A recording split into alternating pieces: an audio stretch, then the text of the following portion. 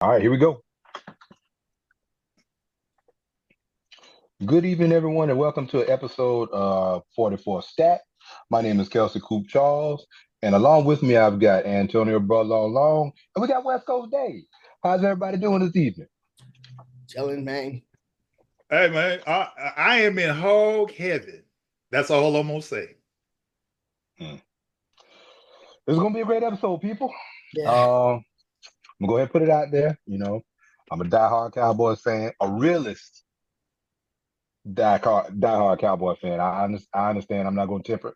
I temper my expectations every year. We're not going to Super Bowl unless we buy our own tickets. But my counterpart on the other side is a diehard Steelers fan, and they're doing the most with the least. I'll What do you say, mean but most with the leads? we're gonna start with college first, and then I we'll got a move over to. quarterback now, Bo. I got a I mean, quarterback. I say that because you always got an ace in the hole. Mike Tomlin is that guy as far as coaching goes. He never had to Uh, leave the and season, and so. and also when we get to the matter of fact, I'll save it to when we get to pro.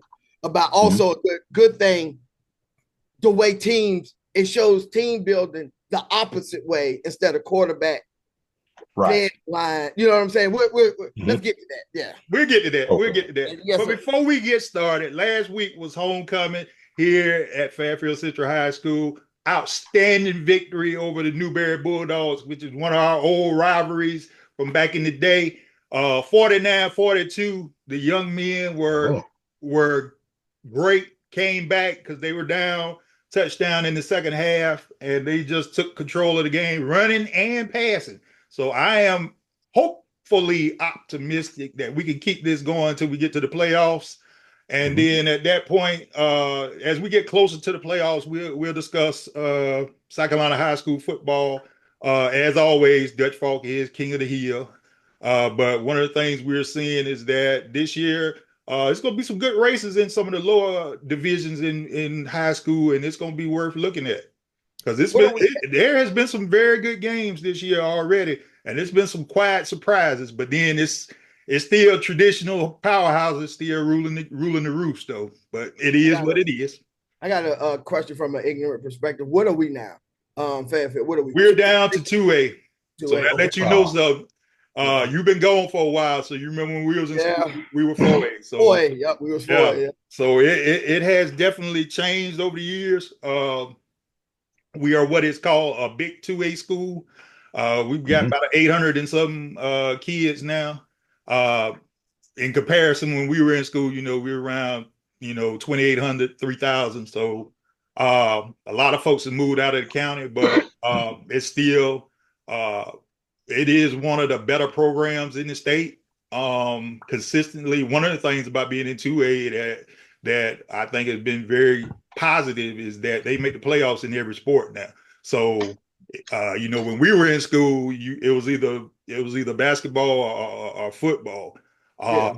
so now that they're a little more rare-wounded, everybody's doing well.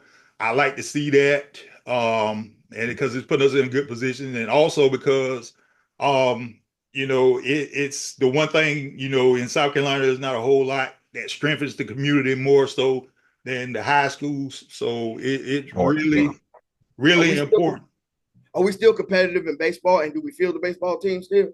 Yeah, I remember they that was they've been making the Buckingham. playoffs every year, making it at least to the second or third round. It's not the type athletes that when we were younger, because we was all speed and power. Tommy Um, Lee, all them. Yeah. yeah, it's a little bit different, but like I Well, you say, stayed outside too, though. yeah, we That's stayed a difference outside, too. so it was different. But one thing I can say about them, like I say, the girls and the boys, have continued to be very good in all sports. Last year, the boys won state track championship. Last year, the girls won individual track. I think we won 100 and 200 last year too. So track and cross country has been very, very good lately. Something that you never would have thought. I mean, with cross country, but I mean they've been very good lately. So Yeah. uh, it's been a positive, man.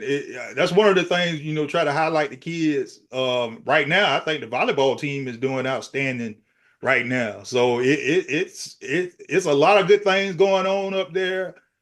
This past week, got a chance to see the kids. Now, honestly, when you see the kids, you know, they look like kids. It wasn't like when we was in school, you know, we were abnormal. You know, we had 6'7" walking around, you know, like it wasn't it. They don't have it. So, all of us had a growth spurt when we left Ridgeway. So Yeah. But I saw some of y'all football products at Clemson when I was there. So yeah. Yeah. I don't know what y'all was feeding them, but yeah. It's just the county, man. I mean, honestly, you've met Coop, you've met few friends and whatever, and been around them. You know, we were different. You had what to do. We got to do to made it to the NFL that never played football in high school. Huh? Yeah, Mike Anderson was offensive rookie of the year for the Denver Broncos. You know, the Denver Broncos. He did not play football with us in school. He did not play high school. He was on the drummer. Yeah, him and Hut, our boy Hut. They was boy. He never played a lick of high school football, and he ended up going pro. He went to the Marines. He ended up. He went to the Marines. State. He started playing in the Marines and went to Utah, and he got drafted. So Utah State. Ended up at Utah State, not Utah. Yep. Yeah, and got drafted, Bo, and never played. An offensive rookie of the year. And I want to say, I'm thinking he didn't even play rec ball with us when we were coming up. No, he did none of that. No. Mike was a drummer. So that bass drummer do it though. That puts him. Hey, you got to be a grown man. He wasn't. Now Mike never lacked for size and strength. He wasn't even the bass drummer though. He wasn't even the bass drummer. He was with what they call them things. The tenor. Or whatever that was. Yeah, it's a quad. Or the the triton or the quad. But yeah, he never lacked for size, and he was always what we call. I don't know, the cock strong. So it was never, and he was from a family and from a place where that was just like Stefan in there. That's right. That's part of the pedigree. Yeah. That's how it was. And then you got to figure. I give you a prime example. Skeet was probably a holy terror playing football, but stopped when he got to middle school. Yeah. You know, Skeet was nasty when he was younger. Stopped when he got to middle school and picked up the drum, and that was it.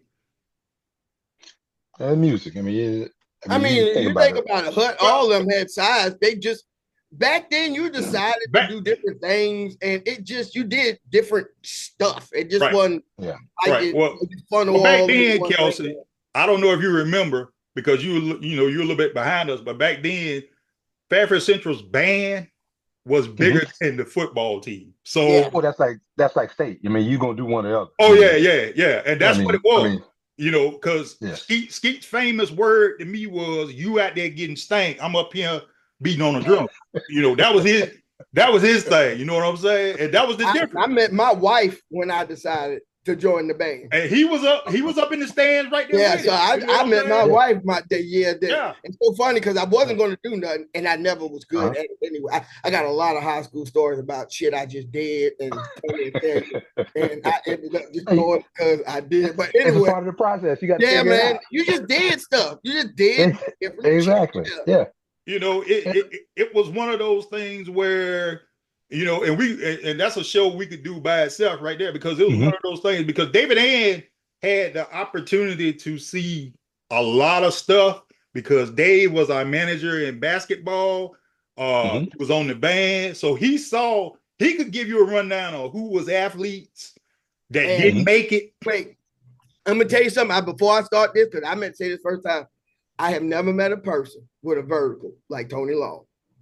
I told the son that. I will tell anybody that, listen, Tony, another tangent. Tony gave me that week dunk contest, 12th grade. Tony the dunker, he let me choreograph. Tony Long jumps off of 2 feet. When I tell you a vertical, I'm talking about a step. And I don't know if you saw that movie, the one with Bo Kimball in it. You know the one I'm talking about. He was Bo Kimball, whatever, where he got the cord off the top of the backboard. Anyway, and it's Tony Long in one step. Yeah. And I'm telling you, since 8th grade, and I don't know nothing before then because I wasn't down there. But I am telling you, this is the greatest jumper I have ever seen live in person. Okay. The quickest bounce, the cock back, because he could do my favorite dunk back then, which was the one step Charles Barkley cock back. Him and rest in peace, Curtis Jones. Yeah. Kurt Jones, big Kurt, and he, man, because he was so damn big. Man, them two could do that cock back behind the head Barkley dunk. But yeah, that was the tangent. Tell you, greatest jumper I have ever seen and had the opportunity to see and been around. Okay, all right. See some of these stories. Yeah, we're gonna have an episode we reminisce. Well, old stories. Look here. Let me blow your mind since you know Kurt. Okay, before rest in peace to my cousin. But when Kurt was in school, Kurt played running back. That'll tell you something right there. Oh my goodness, man! I remember hearing that. Yeah, Kurt played running back, man. Bro. Kurt, and you remember how big Kurt was. So it's like it. When I see the kids now, I'm looking at them like, yo, y'all small compared to us because, I mean, now, I look like an offensive lineman, but when I was in high school, I was a wide receiver, free safety, corner, like I'm saying, Kurt. And another thing, wide receiver, deep post could not be guarded. Him. Wide receiver, deep post, it was over. That was the year we could have beat Spring Valley, but Elgin McCullough had his thumb stepped on by Lethon Flower. We gotta have another episode about that one, right? Bruh, the spring 1990, October 6th, because I'm never gonna forget it, because that was the greatest football game of my life. Okay. I had 3 catches for 150 yards, bro. I put on a show. Yes, he did. I put on a show. Lethon Flowers. Spring Valley quarterback and safety at the time, and everything. Former Pittsburgh Steeler, Georgia Tech Yellow Jacket, all of that. Bruh, if we would have been mic'd up for that game, it couldn't have been played on NFL Network or nothing. It was that bad. It was so bad, bruh. It was so bad that the referee stopped the game, and the referee said, "God damn it, I'm tired of this." Because every time we hiked the ball or they hiked the ball, before the play was over with, it was going to be a hellacious hit. Somebody going to talk trash. Somebody going to say something about somebody's mama. I'll just put it like this here. There was an exchange during one play where my whole linebacking crew told Lethon, that's why we hit your girl. And I ain't talking about physical hit. That's just how bad it was. We hated each other. That's football, though. That's football. No, bro. I mean, no. We hated each other. Because are they 4A? They still 4A. They still a big school. Okay. But this is before Ridgeview. This is before Blythewood. That's what Spring Valley was. Yeah, Spring Valley was the echelon, the upper. Spring Valley Fairfield was the premier rivalry. Now, we played Newberry Friday night. Newberry Fairfield always is going to be, when it was Winsboro High, that was the rivalry. But when we went to 4A, Spring Valley and Fairfield Central is 15 minutes apart. That's one problem right there. The other problem is all of us work with each other because we all worked at Blythewood McDonald's. Okay. All the Spring Valley women work there. Hold on now. That McDonald's right there built Blythewood. If we have a History Channel, and if we have a History Channel moment, that McDonald's and Blythewood, because when I came back, we used to just go play basketball at that. You remember? It's the one back when I got back with like 2, 3. That McDonald's built the whole city. It built a city. Now, which McDonald's? Now that's not the one that's the one off the Blythewood exit. Or y'all talking about the one? No, that's the one in the summer. That's the one off of Blythewood exit. That's the one off of Blythewood exit. One off of Blythewood exit. That built. Matter of fact, I'm gonna go further. Yes, it's maybe asinine and outrageous. It built Killian, and everything going up. That McDonald's right there started an economic boom from that and up. Like I said, that whole thing was Killian when I got back again was just the rec center where David and Elder, we used to go take up to play basketball. Yeah. I get back, it got a Chick-fil-A, the hotel. I'm like, man, this ain't nothing I even recognize. Bro, we okay. I just put it like this here. And I'm not bragging, I'm just being real. I'm a playground legend in Blythewood and Ridgeway. I'll just leave it at that. And yeah, so much. My goodness. And nobody, I have embarrassed a lot of fellas back in them days. And don't bring your girl to the court, because that was when I was gonna show out. And you know, we'll say, ain't that what they say in summertime? For the girls on the basketball court. Well, I think he made that about us, because that's how we was. Because you know, all they had to know was we was coming and they was coming. That's how it was, man. That's it. That was the heyday. Get the car clean. Well, it don't matter. It didn't matter back then, as long as you had a car. Bro, we ain't had no car. We pile in with everybody. We ride by 8 feet. I never had nothing. I rode with everybody. Look at we ride by 8 feet, bro. I was a scrub. I was a passenger for a long time. I was a passenger in my best friend's ride. Look at one thing about us is you ain't had to worry. We all gonna be together somewhere. That was it. I have walked from Winsboro in the dark, from Winsboro to below Simpson in the dark. In the dark, man. Me and Hut and Rick. Hey, well, but I have done that in the complete, because we would stay after school with no damn ride. With no ride. We had no, and not thinking about how we gonna get home.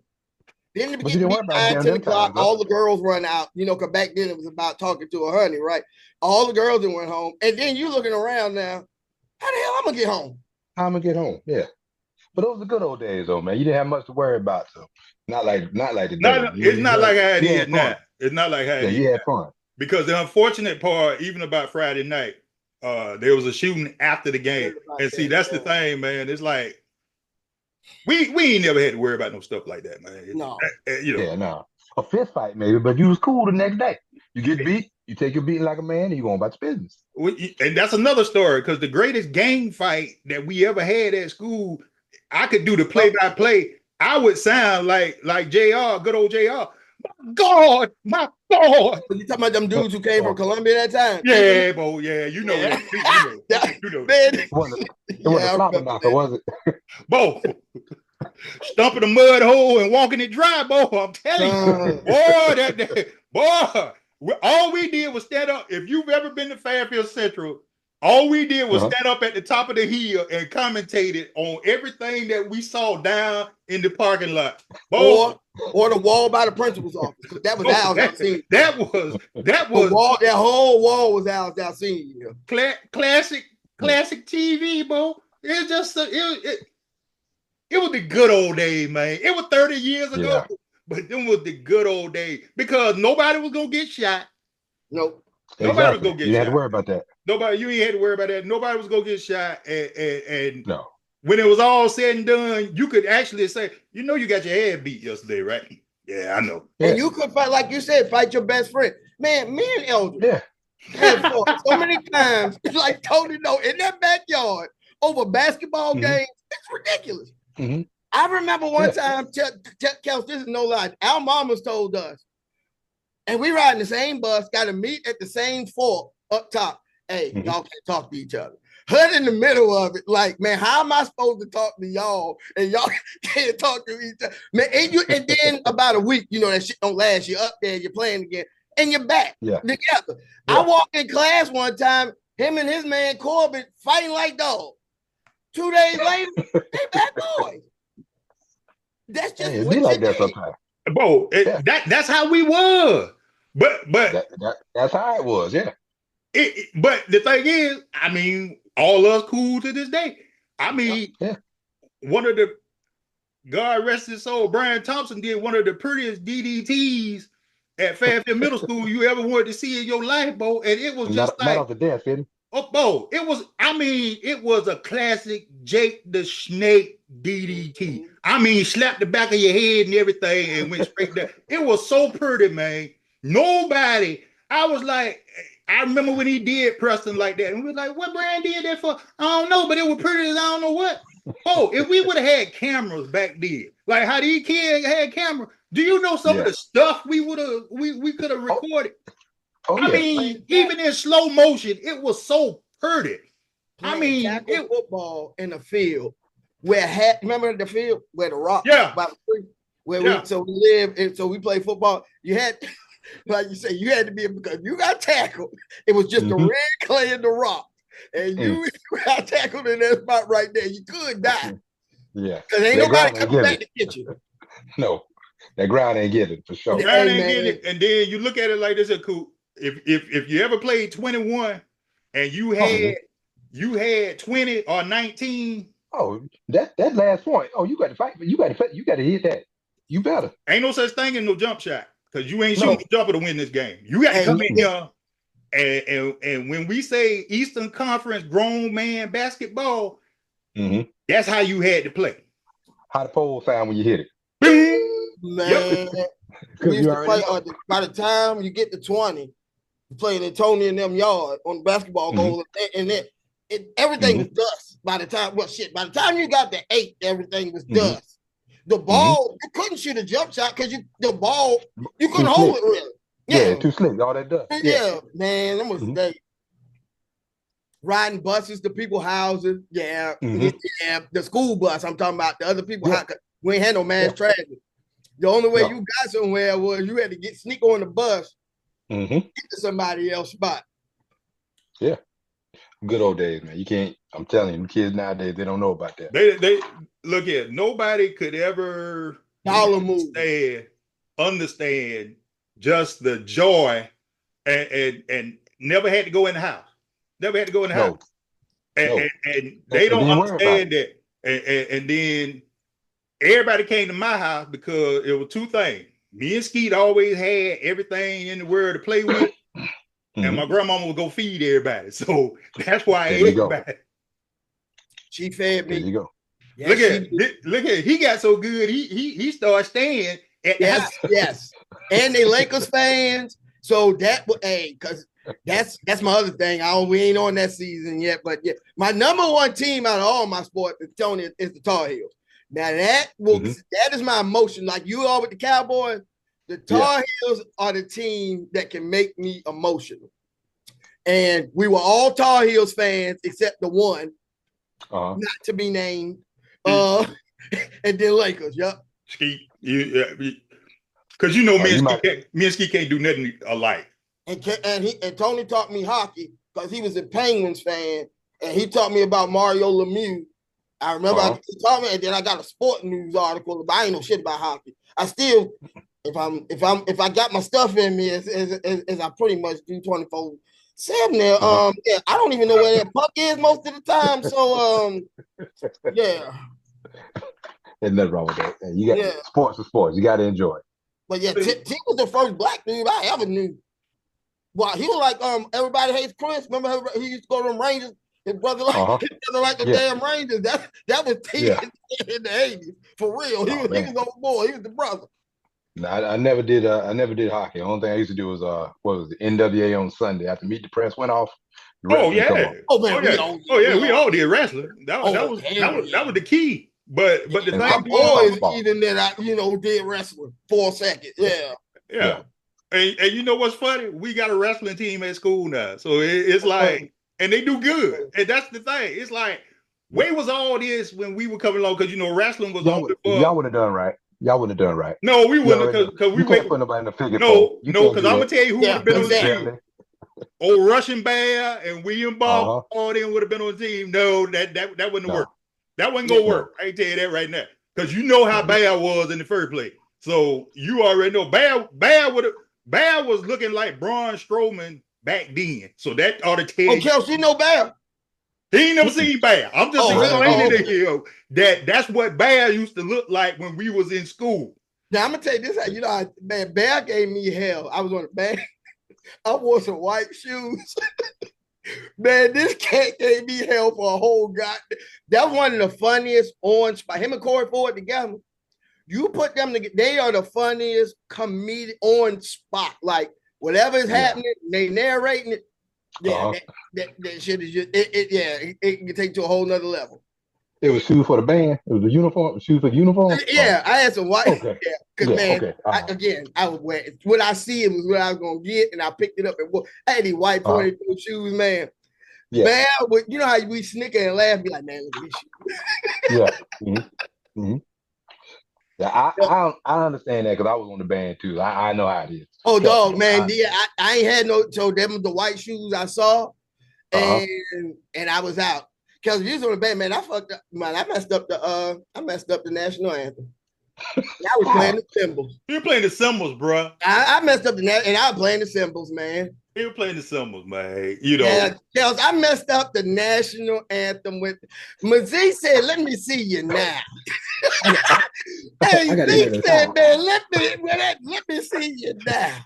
And see, the funny part about this is Fairfield Central Band back then was like Atlanta A&T and Drumline back then. Yeah. One band, one sound. You play around with a lot of stuff. Yeah, you play around a lot of stuff. You can't play around. You couldn't play around on the band, man. You know what I mean? Because everybody game time. Look at it. Game time was. I never got a song right. I made up, and like I told them, y'all ain't just gonna have me here holding these damn cymbals. You can't touch this. I'm going to ching every time the bass do something. Y'all ain't gonna have me just standing here like, man. I ain't never do right on none of that for the cymbals. And I ain't really had no rhythm to do it anyway. So yeah, man, Kels, like I told him though, you can't touch this. Y'all ain't gonna get to have all the fun. And every time that bass, you gonna hear some chinging going on at the same damn time, bruh. But if you play it right, you can make it sound good. Hey, well, either was drowned out by the bell, but I'm going every time. Hey, hey, I'm going with whoever happy. Let me change it. It ain't even the bass drum. Whoever is the happiest at that time, they sound like the happiest player. I'm singing with that group. The flutes, the nets, the saxes, all of them. That's what I'm gonna do. Bro, honestly, and this is the sad part though. Okay, back then, there was one band for football season. Okay. Once football was over, you had football players that played on the band. Okay. The concert band. Okay, gotcha. No, they was on the marching band, but they couldn't march. Yeah, they couldn't march during parade football. Okay. So after football was over with, it was parade season. So it the band was already about 200 deep. So you had another 30 or 40 fellas coming in, after football season is over with. I'll just put it like this here. When he got on the band, you've gotten to know him through the show. You gotta understand you don't know Hut, but that's another fool. You already know Ski. And we was all on the band together. And all them playing band. You don't know Eldrick. Eldrick come after football season. He out there with a broke wrist trying to play the drums. It was. And I never made it past February because I got kicked off. All of them. Yeah, because at lunch we used to go to the woods. What was that? Where we get the stuff from? Strawberry. Where was Strawberry Patch. Get out, goddamn. Mad Dog, Thunderbird, and a bunch of bit, and come back after lunch drunk as hell. No, yeah, you gotta wait till right after school and before band practice or whatever. We didn't have no boundaries for that right there, bro. But you gotta also remember, Kelsey. This is our student body president too now, all right? That ought to tell you something right there. Well, that day I got elected, I actually got caught by the principal about to get suspended because you're not supposed to leave. That's our student body president. Hey. Oh, yeah. Man, we had fun in high school. Bruh, it's just the stories that we That could was the actually last thing. They put us in English class together. Because me and Tony, we were part of the advanced classes, they would say. So they put me in, but me and Tony got it pretty, I would say, fast. So, so they put us in the same, and first we caused, and Jeffrey Stevenson, we caused so much hell in that class. Miss Wood. Then she decides to fix it. She gonna put us across from each other. All that did was make us talk across the goddamn room to each other for the whole period. Y'all didn't make her retire, did you? Man. No, because you know what? Now, when we was in school, Miss Woodard couldn't stand up. But now, if you see Miss Woodard now, Miss Woodard be, I miss. I'm like, you used to send me out your class every other day because, one, I couldn't keep my mouth shut. Two, I had a smart mouth. And see, the other thing that used to eat her up, never cracked the book, but would make A's. Never cracked the book, would make A's. Because all I had to do was look at, I have literally read the 3 or 4 chapters that we needed to read for the test right before we went to that class, because I do it in Mr. Phillips' class, because I'm leaving biology to go to that. Okay. Yeah. All right, I need this here. Right. That's one thing. And she knew I would do it, and it would aggravate her to death. It would aggravate her. I was on the phone with Elder yesterday when he was telling. I remember Miss Met, our history teacher, told me. She took me in the hallway and said, you ain't gonna amount to shit." Miss Met told me that in the hallway. Y'all was that bad? Yeah, cause man, yes. Yes. Now that I go back and look at it, it wasn't bad to where it was bad, but not like they do now. It was just we would rap. Like I would beatbox because I was the beatbox dude. So I would beatbox and then everybody break out rap in the middle of class. Well, this was the other thing too, that we were very talented people because we didn't have to really study. We didn't have to really study, so we used all our other thing. And Miss Mac used to also get pissed off because I would kill his tears, and then I would let everybody cheat off my paper. Yeah. And see everybody, and then we used to have signals. Exactly. Y'all play calling in class. But if you didn't really study, we got you. Don't worry about it, because this was A, this was B. Yep. C. And then kept me in the bathroom at lunch playing pity pat for money. It is crazy, the crowd, like the flipping of the crowds that we did between academics and then who we really hung around after school. Well, but this was the other part. Lunchtime, we would sit on the concourse at Fairfield Central. The cafeteria is down on the basement floor. Okay, so the overlook is the concourse. We would line up. Now this was even from our freshman year. This didn't even have to go to senior year. From our freshman year, we would confiscate one area of the concourse. It was all our class, and any amount of craziness would go on during that part of the day. But the biggest thing that we love to do, and we did it too much, is we perform. So we either sung or we rap or we came up with something. And you remember when we did Just My Imagination, D? Oh, y'all was going back. Y'all went back there. Okay. Whoa. Y'all went more time. But the person that sung the song is a lawyer now. This ought to tell you something right here. He's a lawyer. He's a lawyer in Atlanta right now. Okay. Kobe Henry sung that thing so good, man, that even the people in the office came out talking about who's singing that? Who's singing that? And we had he had the he was Eddie Kendrick. He was Eddie Kendrick that day, both. He was Eddie Kendrick. And the rest of us was Paul and the rest of So we had everything. It sounded so good. It sounded so good. I'm telling you, we almost shut the school down that day, and all we were doing was just playing. But we would do stuff. Who was that dude I used to battle and beatboxing on the bus? Mark Marcus, from Simpson, Marcus Anderson.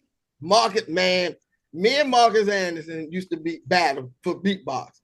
Either right before, because we had to catch the bus to Giga before we caught the bus up to the high school. And me and Marcus, we used to have beatbox battle. Rabbit. Yeah, Daryl Pralo. Daryl, and I don't know, you know Daryl Pralo? You know, he ain't never met Daryl, man. You gotta meet that. Now that's a singer. Now that's a thing. That's a whole. That's Al Green. That's Al Green. And can make up a song on the spot about anything. Daryl shut down band practice one day, and you knew we didn't. Now back then, you didn't play with band practice. Daryl shut down band practice one day because he decided he was gonna sing "How Do You Mend a Broken Heart." Pissed off Mazik so bad, he was like, "Y'all just go home because y'all ain't trying to do right." He shut down band practice, bro. I mean, it was so good. It was so good. Remember that expo? Him and Melissa Evans song "Where Do We Go?" Where do we go from here? By Johnny Gill and Stacy Lattisaw. Yeah, man. Shut it down. Hey, how they say? Hey, you curled up, sucking your thumb. Shut it down, bro. Shut it down. Shut it down. I mean, bruh, it was. But that was the golden era, though. I mean, that's what a lot of music to choose from back then, though. During that time, he had everybody. Jodeci was coming out. Guy was out. You had Boys and Men during that time. Because you already named all the old stuff that I grew up on. I mean, Al Green, Johnny Taylor, Isaac Hayes, Teddy P, all that stuff. I was still listening to that anyway. The worst time for me musically was when Summertime came out. And I'm going to tell you why. Because I was in basic training. I had just left. I'm like, everybody about to ball out this summer. And I am in the military for no reason at all. That's another story. And how I got out is another story. Oh, yeah, that's a story unto itself. That's the story of its own. I can't believe that song came out during that time. Yeah, that was something different. For sure. The stories that we could tell and gonna tell, because some of this is gonna tie in with SGP Friday night. It's just gonna be ridiculous just because I know the backstory to all of it.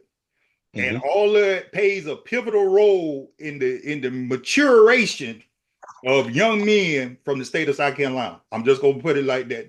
This is far beyond Outkast, far beyond any rapper. This is true heartache and pain and love that represented 1980s, 1990 R&B. Okay. Yeah, because during that time you had a whole lot of one-hit wonders that, I mean, they got songs that were soundtracks, man. I mean, I'm not saying just got paid. Yeah, just got paid. Man, Troop's not a one-hit wonder, but Troop, man, they had a lot of songs for me. Troop, Ready for the World. I was playing it this morning. All I do. I'm telling you, man, that's good stuff. And then a little bit older, Atlantic Star, all them. Man, yeah. And see that was what we was, let's see, 86, 87, Shirley Murdoch, As We Lay. Now, we ain't but 14, bro. We ain't but 14. Yeah, come on. Man, but we understood. Shirley wasn't right. It's morning. Shirley wasn't right for that, man. It's morning, right. Man. She made the wrong thing, doing the wrong thing sound right, man. That ain't right. Right. Well, hey, Renee, remember that song, You, Me, and He? You, Me, hey, bro. I mean, you shouldn't be you shouldn't be 13, 14 years old understanding what those types of songs was all about. You know, I'm gonna tell you the one to put everybody on notice. And I think a whole lot of fellas got mad at Johnny Taylor, but he saved a whole lot of marriages though. That one song, what's that question? Who's making love? Your old lady. Your old lady. Why you out? Go out making love. Yeah. Well, you didn't think about that. Well, this is the thing though. See, it was a lot of that going on back then because you was good with your girl during school hours, but after hours, you was trying to do something else all the time. And we got into some stuff like that, man. It was just, and then I think the thing that 30-year-old put us in a bad situation is that like me, I grew up with my aunts and them because they were teenagers when I came along. And I probably got exposed to some things at a young age that I probably shouldn't have got exposed to. So, because I always knew what good music was. And see, for me, it was Rhonda. You know, and see, Rhonda took me everywhere. And so, man, I was in clubs at 14. She set me to the side with some soul. Me and Elvis to the side. And when she moved to Atlanta, I'm in the ATL early. So yeah, all of that. But I like you say, it played in a maturation where you did all that so early that I didn't have a desire to live that again because it was out at the time. It should have been out. Right. You know what I'm saying? Right. Yeah. And you got to figure you know, we came along during the time when we still sung and talked about love in music. Yep. Yeah. And it was a cool. There's no cool lane anymore. Right. Like that song about, I know you're gonna hate me saying it. Babyface for the cool in you. Hey, I know, you hate. There's no lane for that no more. Yeah. That lane is gone. Dude, I don't hate Babyface, but I'm just gonna say this about Babyface. From 90 to 92, I heard enough of Babyface because that was the soundtrack to this fool's life. Okay. Hey man. The soundtrack. You can't hate on LaFauci Records, man. Hey, here's part of LaFauci history and lore. Exactly. Never keep a secret, never tell a lie. Bro, every song, it's almost like Babyface wrote every song for whatever this fool had going on in his life at the time, bro. That's how bad it was. No, Babyface, he was how to say, Babyface was outside, man. I put it that way. Babyface was everywhere. Hey, he was everywhere. Hey, we forget about the deal. Exactly.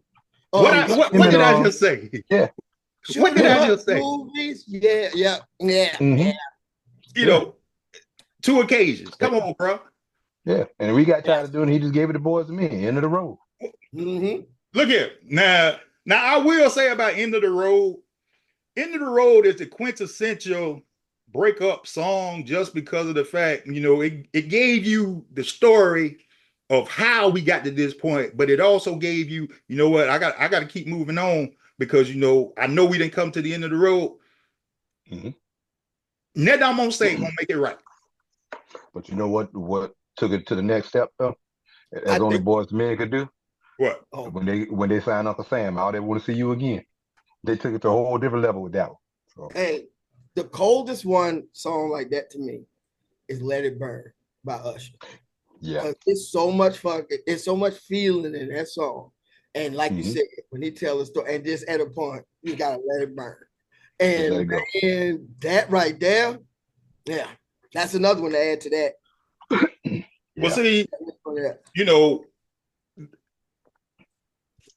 first of all, 44 Stack will not be airing tonight. Hey, but they already know what happens when you 44 Stack. It's going up on SGP. I'm just gonna go on and let y'all know this is the precursor to Friday night, but 44 Stack is not going on tonight. Okay, so let's go to the Friday night video. Yeah, back in the day. Yeah, we're going to Friday night videos for SGP. But let's just be real about this here. And see, this is much needed though, because see, it's a reminiscence of what we have done, and at the same time, it is a blessing, a true blessing that God has allowed us to get to this point in our life because of the fact we shouldn't be here. I'm just gonna be honest. We have did enough foolishness in our lives that we shouldn't be here. You know what I'm saying? And it's one of those things where if you don't talk about it, I'm like the old folks say, you know, what you used to do. I'm glad I ain't what I used to be. Because Lord knows, Lord. Well, I said when I turned 50, I had to bring it back to the house. But that was to me was the full circle time to come back, turn 50. Yeah. But then it was a little bit safer back then, because I mean you could do stuff, but there was such a thing, and we don't have it much anymore. Community. everybody kind of looked out for everybody. You had your little foolishness going on, but at the end of the day, everybody looked out for everybody because everybody knew everybody, mama, daddy, whoever. Somebody knew somebody in the community. Now, boy, you're not supposed to be out there doing that. Right. I'm gonna tell your mama this thing, that thing, all that stuff. But they don't do that anymore. So you had a built-in safety net. But I nowadays it's just different. Yeah. Well. First of all, since we're gonna go there, let's just be real about it. I will apologize to some folks from back in the day. There was a pursuit that we were all on. If you watch Conan when we was growing up, you remember in the original Conan, James Earl Jones was looking for steel. Well, back when we were growing up, we were in search of draws. That's what we were after. Yeah. And you did whatever was necessary that you felt like you needed to do. Whether it was sweet talk, you knew the ones you had to sweet talk, you knew the ones you had to, holler at, stuff like that. Like a mixtape for. Yeah, well, old mixtape back there. There's backstory behind that too. I make a mixtape. Cool. I'll just put it like this here. You know how bad I have been for the majority of the 25 years you've known me, okay? All right. This boy and my brother and a couple of other fellas, I ain't naming no names, but they were a different breed, okay? These young men went to school at South Carolina State University. I'll just leave it at that. Okay. And all live together. They all live in the same house with two big ass iguanas. One that's probably still roaming around down there because he jumped out the window. We don't know where he at to this day. And on the real, if it wasn't for Tiff, my wife, looking over us, I don't know where he'd be. Bruh, they were so off the chain. I've told the story. You heard me tell the story that I stayed at Benedict so much they thought I was going to Benedict when Cyrus and Thad was there. Well, they also thought I was going to South Carolina State because of them fools, because I had to come pick them up or take them back to school, or I'm just down there because they partying. And then you have to remember my other friends, Kelly and Corbin, were going to South Carolina State too. Chris too, right? Chris too, yeah. So that's half of my wide receiver room is at South Carolina State, okay? So of course I'm gonna be down there. And this was during the time where we would organize trips. Hey, let's go to Greensboro. Let's go to A&T. All right, we rolling. Okay. My cousin was going to school at A&T. Somehow we end up there. We had a party and Battle of the Border. Yeah. Battle of the Border. Battle of the Border. We had a party. It is what it is. I mean, bro, it was a glorious time. And like I say, it's not like now we probably couldn't do that now. Somebody probably gonna get mad. Somebody gonna get upset. Some mess like that. But that was the maturation of us to where we are now. That's why I had the ability to tell my kids, y'all ain't doing nothing I ain't already done. So I mean, exactly, yeah. Because and see, I had a strict grandparent. Now, mind you, this is the crazy part about having a strict grandparent. Okay, Skeet is 3 years younger than me. He didn't have to abide by them same rules, though. Yeah. Okay. Me, 12 o'clock, had your ass home. Skeet, get home when you get home. Just be glad he got home. Yeah. Now, mind you, I'm a football star. I'm a basketball star. I'm a baseball star. 12 o'clock. My brother play on the band. That's why. Get home when you get home. Ain't no harm in Skeet. See, you had all them titles behind your name. They know what you could get into. And see, then me and Skeet, you know what Article 15 is in the military? So that's when you get in trouble and you got to go through the military court. Me and Skeet got out Article 15s at the same time. He got Article 15 saying something derogatory to a girl that can't say on this. And I got my the team for. My article, I went AWOL for 2 weeks. Got a job at the Waffle House for 3 days. Then I just walked back to work. But anyway, I was trying to get kicked out. That ain't happening. Now the way I got kicked out, that's really gonna blow your mind. But me and him, I ride up to the building, man. Me and him both standing there like, dog, how two people from Ridgeway end up at Fort Jackson Military Tribune together? Yeah, that's crazy. Look, I have been the chaperone for these two many days in my life, okay? Only because I'm the one that wasn't going to get in trouble. And Kels, I still ain't got them Waffle House check yet, them 3 days.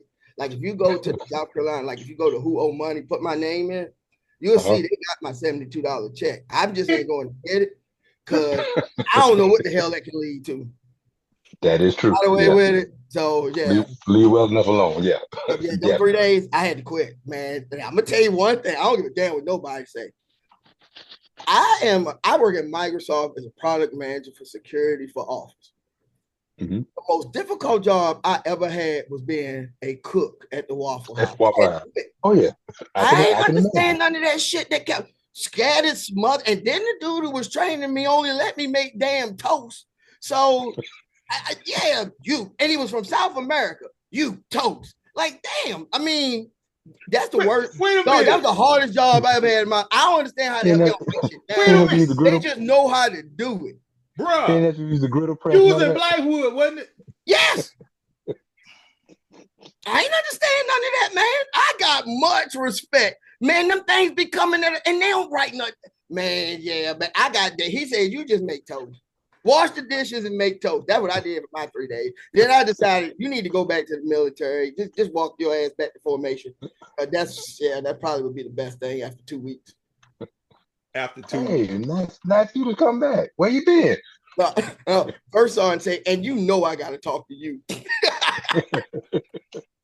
When I first time saying, you know I gotta talk to you. But you know what? That was back during the time when you could freely go on in old Fort Jackson, and that was part of the problem because they could freely. I came home because they involuntarily exterminated. Was gonna try to send me to Panama, and so I got a plan for that. But that put me right near Ridgeway, so I'm living at home. I'm at home then I'm at State too. So just back and forth with that. And then I said, yeah. Plus, I wasn't gonna do no more. I didn't even make it to 4 years. Hell, I didn't even really want to go in. I only went in because they took me down to the station when they was taking the ass bath. I ain't had nothing to do, so I just took the ass bath, and the rest is ain't nobody say for him to sign up. Yeah, take the test. Now, you got to remember, this is during Desert Storm, okay? We went, okay? Yeah. I missed that. Look here, I had all 4 branches staying in my face because of the fact I scored high on the test. So I already knew pretty much I was gonna be an intelligent.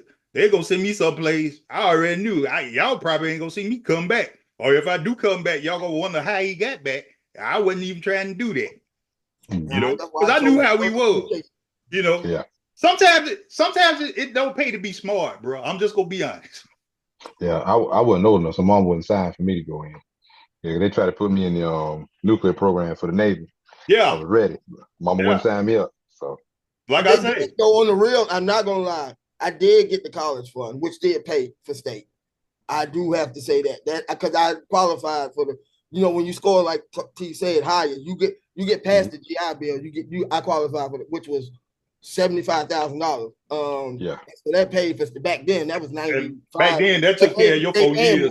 Yeah, that took care of your 4 years. I do have to say that did come through. But I will say, and see, part of that other problem was this is during the time 48 start budding to be a hot spot per se. We just had too much stuff to get into back then. That's all it was. And it wasn't nothing. It was crazy, but it wasn't nothing that you like. It wasn't the fall like they do now, shooting. Yeah, exactly. You had a good time. You talk about it and laugh about it. Because the first thing I asked Skeet, when I hear about the new thing, like, Is it about money? Because I can understand some, and if it ain't that, he's saying it ain't even about money or girl. These cats Just just shoot. attitude. Yeah, just attitude. Because Just attitude, bro. Just attitude. It ain't. It's one of the craziest things that I see. The difference in generations is like. Mm-hmm. First of all, let's just be real about it. What these kids are exposed to. I mean, we used to have the sneak and see, you know what I mean? Mm-hmm. But now it's all out in front. And part of it is social music. media. Part of it is music though, and social media. But is it though? Because I'm gonna ask this question: is it really music? Because yeah, I mean, yeah. we all did it back Our in the day. music is way worse. No, man, Yeah. no. 2 Live Crew is pretty much. That's what I was getting ready to go. They ain't got no 2 Live Crew, man. 2 Live Crew. 2 Live Crew was a niche. I'll say it like that. It was a niche. Yeah, you heard the stuff that 2 Live Crew said and whatever, but it wasn't no different than what if you hung out on the corner, it ain't no different than that. These girls now, bro. I mean, let's just be real about the situation. You used to have to beg and plead. Oh yeah, I always say that. You don't have to date somebody anymore. Now you don't need to date nothing. Now they come up to you. You want some of this? I mean, bro, there's no hunt. These children don't know how. They don't know how to.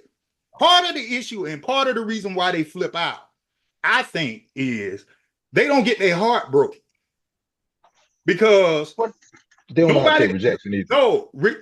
No. When we were coming along, when you liked the girl, if you was little enough, you wrote the note.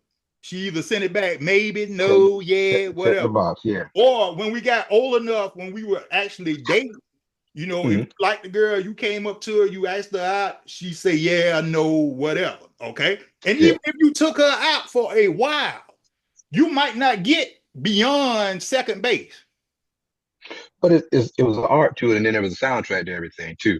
So my thing was, I think back then, I'm not gonna say shock because growing up, I mean, I listened to Millie Jackson and all that stuff. There ain't no shock in that. But when you listen like NWA stuff like that, that wasn't normal, But we took it as entertainment. You wasn't out there trying to shoot, kill. I mean, that was them telling their story from the West Coast, but we wasn't trying to do all that. We knew better. But think about it like this here, and this is the difference in just cartoons. Okay, we grew up with Bugs Bunny and Daffy Duck shooting each other in the face with a shotgun. Dropping 1,000-pound weights, all that stuff. Yeah, I had a 22 under my bed, the rifle. It got so ordinary, I used to just kick it. Yeah. But I'm saying, it never dawned on us, let's go take it somewhere. Yeah. Yeah. But see, like these kids now, they take it literally. And see, that's the disconnect. That's the disconnect. And I think I remember Tank saying it on the Drink Champs. It's programming because that's all the music that he's putting out there. And we talked about it on SGP. Find some good R&B music. They're not playing that on the radio anymore. You got to go look for it. But the foolishness, all day long in your face. Well, yeah.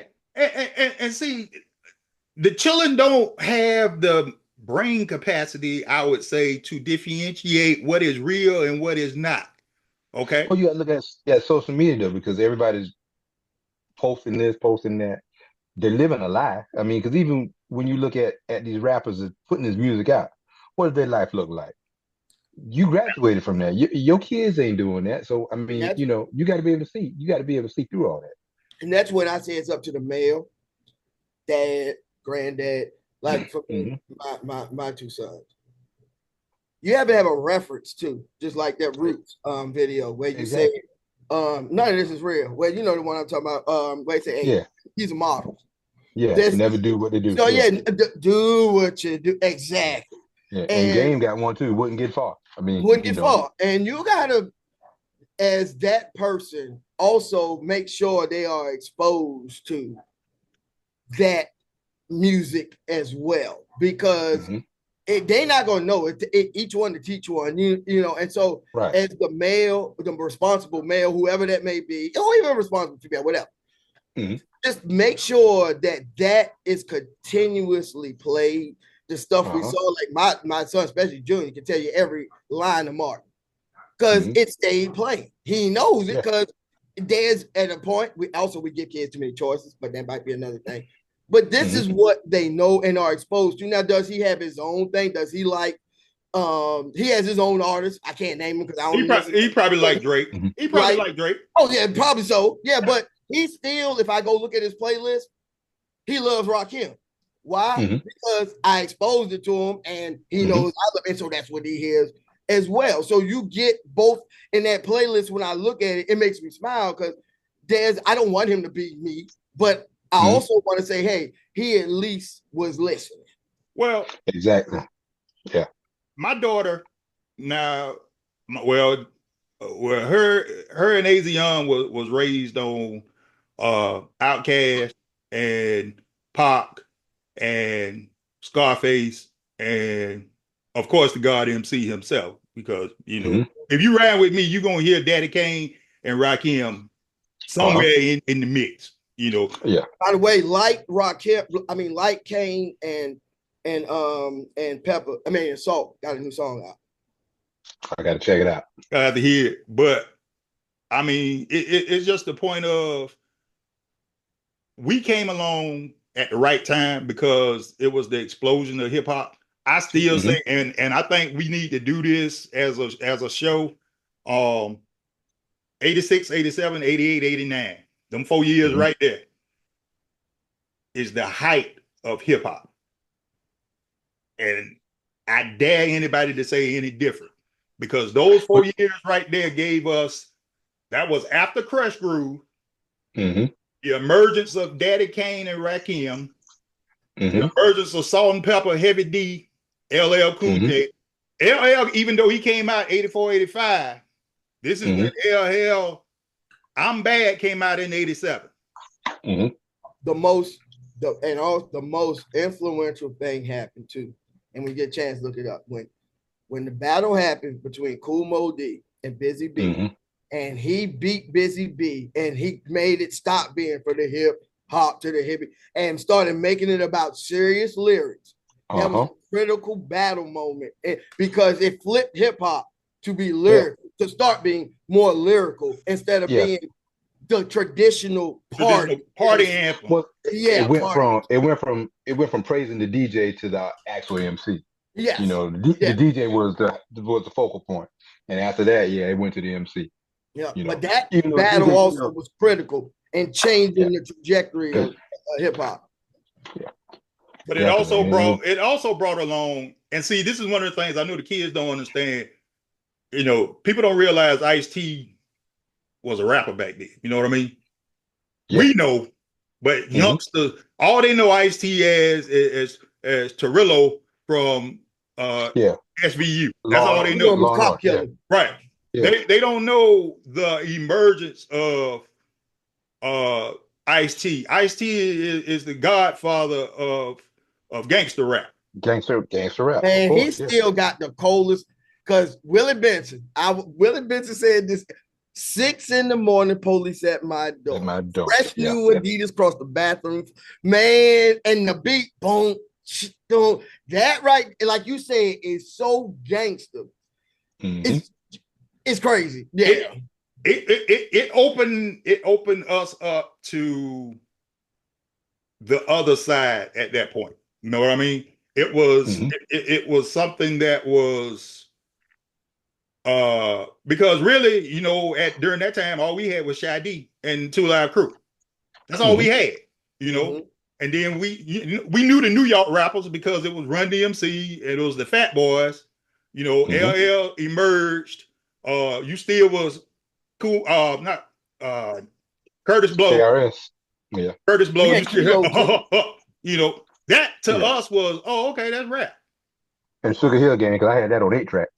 Well, everybody had first. It was one song and it played continuously. 9 minutes. And my wife, I laughed because we were coming back from a bowling tournament. Matter of fact, me and Sidney Mills, man, we was tearing the highway up. You know, you got to drive when you riding. When you follow Mills or driving Mills. But you got to drive 100 miles an hour. Yeah. I rapped that for 9 minutes. She looked at me, you know that whole song? Why wouldn't I? Yeah. I mean, that's hip hop history. I mean, you got to know I New mean, York, big city of dreams. You got to know that. Yeah. I mean, it's what laid everything. It laid the foundation for everything that these cats own now. The only problem with it is that there's no lyrics to go along. Now, I would say now you have better production A whole lot. Yeah. than what Mm-hmm. they had back then. Mm-hmm. Because even some of the newer songs, even though they take bits and pieces from everybody else's stuff, production now is at a better level than it has ever been at. But it's But missing instruments. That's the that's thing. the thing. I would say Live the band. boom bap is. I would say the beat is, but what's killing me is the musicality part.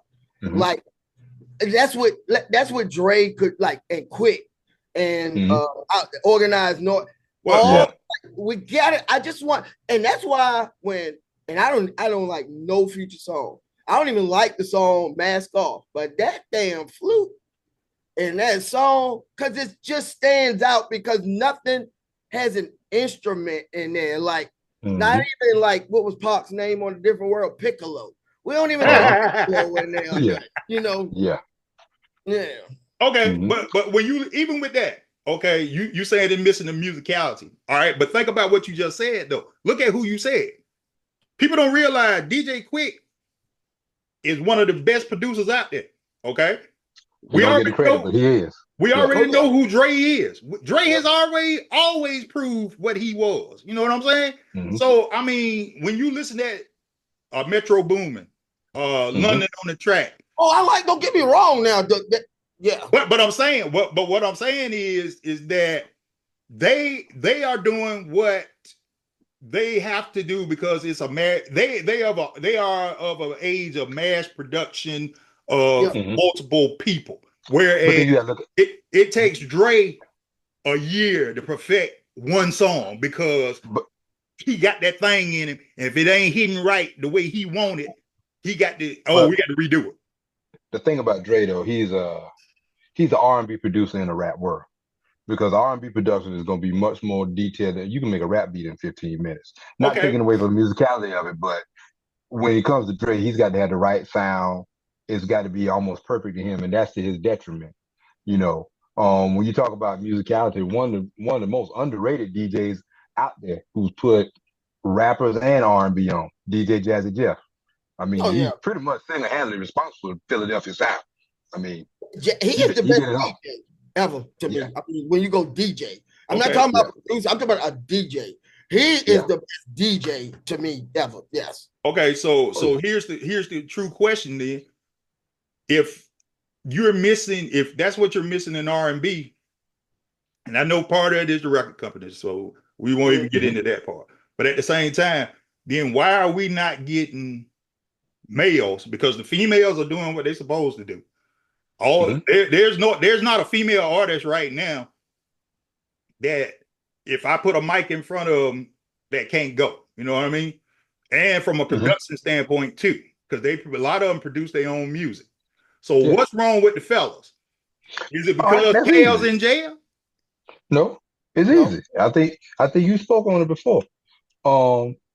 Nobody really wants to hear a male be vulnerable.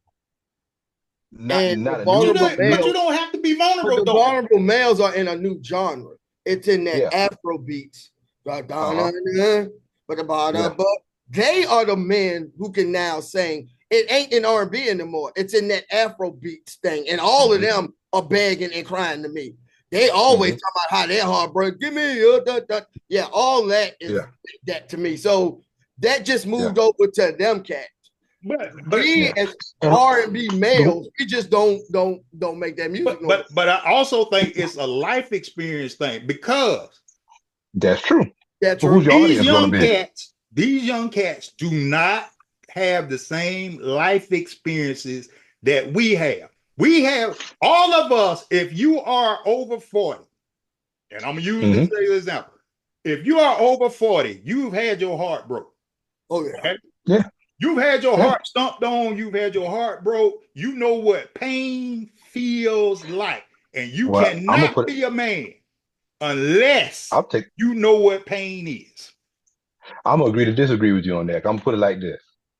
Even if you're under 40, you know what that heartbreak feels like. The problem is you're so doggone macho or so doggone whatever you want to call it. You ain't gonna let your feelings take over. You got to go through it. You got to go through it. I But honestly believe if They you under hiding it. 40, you hadn't felt love though.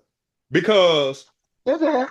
Yes, no. they have. You feel love about objects. You don't feel true love because it's so easy for them right now. Because if you under 40, you don't have to work at getting a woman. You know what I mean? You don't have to work, not Trust like me, we did. it's, There's it's no deeper than you begging. think. They don't they There- don't put the effort in, but you got to think about it. They look at all these cats right here. How can I put this and say it the right way? If I can't have her, nobody else can. This But thing, see that that thing. That's that but generation. see that's that extreme because of the fact they've never had the struggle, man. They don't But they don't understand. know how to they don't know how to process it. They don't That's the thing. They don't understand. know how to process it. Because you know why? Nobody's never said no. Nobody's never told them no. You know what I mean? You've never walked up to a woman and hold a conversation with them like, yo, you want to go out? And you didn't lay down it. Yes, they do. Good. Yes, they do. They do it like this now, though. They walk up to them. What's your Instagram? Different times, man. That's the problem. Bruh, That's the bigger problem. bruh. When we came along, if you ain't had no rap, or if you didn't have any conversation, you couldn't get nowhere. Okay, You that couldn't was make a them. You gift. couldn't make them laugh. You You got to make if them you couldn't laugh, make them bro. laugh, you had to do something with them. Now Yeah. their biggest thing is okay. They meet a girl, instead of picking up the phone and calling her, they're gonna text her all night. But then let's ask this question. I'm just going off all kind of different tangents. Back in our time, you had to come with something original, but that was the game. But now everybody's looking for the same thing. So what I mean is it's just a I guess a melting pot of a whole lot of I don't know what. Because if I seen you go talk to her and she didn't like, I'm not coming with that same stuff. I'm gonna try something totally different. I'm coming at a different angle. And normally when I was in school, I just make them laugh. Everybody else do this thing, that thing, other thing. But nowadays they looking for that one type, and there's no originality in anything. You listen to the music. Now, of course, back in our day, rap was rap, R&B was R&B. But name two R&B groups that sounded alike. I mean, yeah, you had, and even if they came close, you have Aaron Hall, R. Kelly about to kill each other, because everybody, you biting my style, you doing this, you doing that. But nowadays, it's cool for everybody to be the same. That's what you're looking for. There's no originality in anything anymore. yeah. Yeah, you're I right. always say because that I play it both because I don't want to sound like the cooter that's complaining, or Yeah, exactly. but I Yeah. also wanna say that what was done is like they say, raise your kids like you were raised. Well, you can't do that. Mm-hmm. That's society. That Right. don't exist no more. So, Right. and I don't have, like I said, I look what the fellas do, but see, they pretty much like me once they get they get to a solid spot, they're in a solid Mm-hmm. spot, and it's straight. But I think it just depends on what it's like. I say, I think we get the stories more of that than we get the stories of it actually is, but you don't know it. Like, for instance, Mm-hmm. we get the stories of the black people who say they're gonna vote for Trump, but them people Mm-hmm. can't actually vote because they are felons and they are convicted of things. So, Mm-hmm. is it that we are asking the wrong people and being exposed to the wrong people? Just like if you look at culture, right? I'm here in Seattle. Mm-hmm. Most of it, like when you think cultural, like you think black and white, but here it ain't black and white. It's Filipino, Mm-hmm. it's everything. I mean, when I Ethiopian, when I tell you it's everything, it's everything. It's a melting pot. And, Yeah. yeah, and so when it just like I said, it's just the cultural thing. And when you look at most black men you are around every day, we are working, trying to pay our bills and take care of our family. But I've talked Mm-hmm. to the Chinese families and families. We are not portrayed as that when they see someone like us in America. they are shocked because they're being fed rap Mm-hmm. videos and all of the things that we do wrong. So they are just Exactly. not exposed to a person taking care It's of that, programming. going to It's work, programming. paying the Mm-hmm. bills and doing all that. So when they see it, we think of it as racism. And now that I've been here, living here, 18 years, it ain't Mm-hmm. racism. It's what you're being fed and Exposed what to, you are yeah. exposed to that have influenced your thoughts. But Mm-hmm. when you are exposed to something different, you see that it was a facade or something. So I wonder, Exactly. it's just that we are being fed more of that. Because you can walk down the street most of the time and not get shot, but only on the news you hear about people getting shot. All the time. They have you scared to I walk don't out the know. house. I don't know the answers to all this, but it just seems like I talked to my goddaughter, which is your niece. Right. And I asked her, because I don't know. One thing I noticed is ladies dancing with ladies all the time. And whether it's straight or not straight. So I asked my goddaughter, what is up with that? And so I don't think a little homie of mine, me sharing, that she said the rap is weak. They come talking about the lamest stuff. And she's the demographic that we're talking about. My daughter, but my daughter already has been, with child, is with child, so out of that scene. But when you talk to, she said they have no rap, they have no game, and like you said, no originality. So she said it's better for them to dance with themselves and be more entertained than to deal with a lame-o. Well, that's the best paraphrasing that I could do with that conversation. Yeah, well, so I don't know. That I would say that's more accurate than anything because even young men don't know how to interact with a female.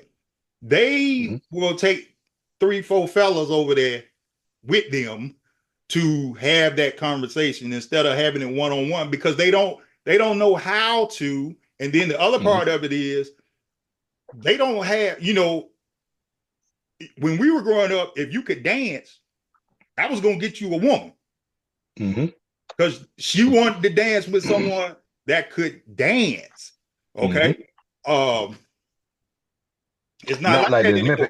Not that Olympic dance now. Ray-Ban. No, not Ray-Ban. No, not that. Not that. But then it's the same way with music because you got to figure when we were growing up, all of us wanted to be New Edition. Oh yeah. All of us, even though, and see, men would even, all of us had a specific member of New Edition that you wanted to be like. Now, most people, if you was out there, you wanted to be Ralph. I never wanted to be Ralph. I always wanted to be Bobby because Bobby just connected with me, even though Bobby only sung on one song. But it just connected with me. You know what I'm saying? Mr. Telephone Man is going to be forever, You can't sing Mr. Telephone Man if Bobby ain't on stage. I don't even want to hear it because it's Bobby. That's Bobby's song. You know what I'm saying? But you can sing Can You Stand the Rain, if Johnny's not there. You can sing it if Ralph's not there. Wait, not without Johnny. Not without Ricky, though. Huh? You can't sing that Ricky, part without Ricky. And that bass, when Johnny come in with that, I don't know if you can do it without Johnny, man. Well, it is certain groups you got to have. Just like, okay, with Silk, Lil G got to be there. Oh, yeah, he got it. Okay. With Jodeci, you got to have KC and JoJo. Okay. Got to. With now the only person that had a group and said, I don't need the group is Chaos. He didn't need the group. The group didn't. The group served him no purpose because. But they was tight though. They was tight, but you knew from the start. Bo. Hey, Mr. DJ, come on, bro. Come on, bro. Yeah. Oh man. Yeah. I missed the public announcement that album. Like I said, that's 1 year and a half that I that was some I remember when I first took my first vacation back and what's the name was out. All I wanted Rex in Effect. Oh yeah. But that even Rex in Effect wasn't Oh, but what was that? They Boom, had boom? two bangers. Take your rock. Yeah. Mhm. They had. But when that saxophone came on, you knew what it was, though. Yeah, you knew what it was. But that was there was diversity in music at that point because you had Teddy producing that. You had Chaos producing his. You had Spider-Man and Freeze doing BBD. You had Jimmy and Terry doing everybody else. You had Babyface doing his. You know, there was no way you could not do good music at that point. But everybody had that signature sound. Yeah, they had that signature. Everybody had their own sound. And when it came on the radio, you knew who it was. Oh, all the time. You know who else dropped behind the scenes after he made the song? Chucky Booker. He did a lot of that behind the scenes, and he also had Why You Want to play your games on me. Oh, Why You Want to Steal a Jam. You put that on. You put that on. That's still a jam. You know. Yeah. Well, fellas, we're gonna end this one. I'm gonna put this one on SGP for real, and this here lead us into Friday night. But have your top 10 R&B sing. I'm clearing my calendar Friday night. And look out and be prepared. I'm telling you now, be prepared to back up what you say now. All right, and we'll make a consensus at the end. But I should see some differentiation between the three of us. Top 10. I want to see some women on this list. If it's a group, it's a group. But if it's single person, whatever. But do we want to break it down in 3 groups, 3 females, 4 males, 4 males, 3 females, however? But your top 10. Who moves the needle for y'all?